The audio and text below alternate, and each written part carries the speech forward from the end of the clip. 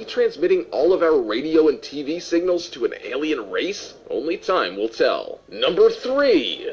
Ghost of the Church. In August 1975, a woman named Diane Berthelot visited the St. Mary Church in Worstead, North Norfolk in the United Kingdom, along with her husband and son. They had ducked into the church to get out of the heat. Diane took a seat on a pew towards the front of the church while her husband took some photographs. It wasn't until they returned home after the holiday that Diane found an extra dressed in old-fashioned clothes and a bonnet seated behind her. This extra looks to be wearing old-fashioned clothes, perhaps made of the worsted cloth the village is well known for, and a bonnet. She's also bathed in a bright white light. It was quite a curiosity for them, and a curiosity it remained until their holiday back to North Norfolk during the next summer. The Berthelot family returned to the church and showed the photo to a vicar. He explained the legend of the White Lady and told them she was a caring, healing soul. It was at this point that Diane realized the ailment she had been struggling with for some time had in fact eased somewhat after that original visit a year before. The legend stated that the White Lady would appear every Christmas Eve, and anyone who witnessed her would suffer an untimely death.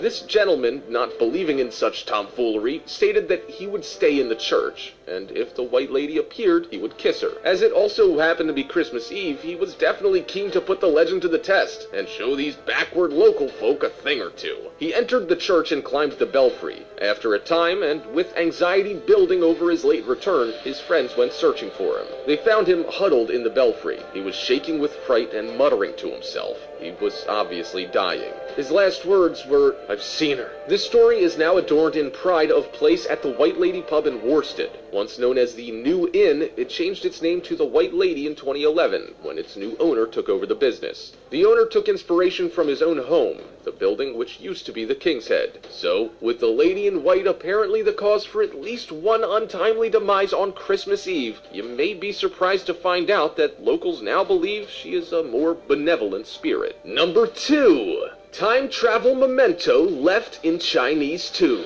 A mystery continues to surround the curious excavation of a strange artifact and those who recovered it from the depths of an ancient tomb in China. When archaeologists reportedly discovered a modern-looking, mud-encrusted artifact from a 400-year-old sealed tomb, they were completely astonished. For some, this type of discovery would have only meant one thing. It was evidence of time travel. Was the discovery real? Was it a hoax? Could the find have been an intriguing artifact out of place in time? In 2008, a team of archaeologists had made a puzzling discovery. Reports described the team as comprised of archaeologists and journalists filming a documentary at a dig at a sealed tomb dating to the Ming Dynasty in Shaanxi, southern China. As one of the coffins was being cleared of soil before being opened, a strange thing happened. While removing the soil, a piece of rock dropped off and hit the ground with a metallic sound. When they picked up the object, they thought they'd found some ring, but after removing the soil and getting a closer look at it, they were surprised and shocked to see it was a watch.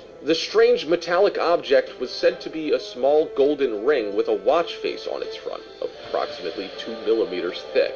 Tiny hands on the watch showed the time had frozen at 10:06. Most astonishing of all, the back of the diminutive watch was said to have the word Swiss or Switzerland written in English.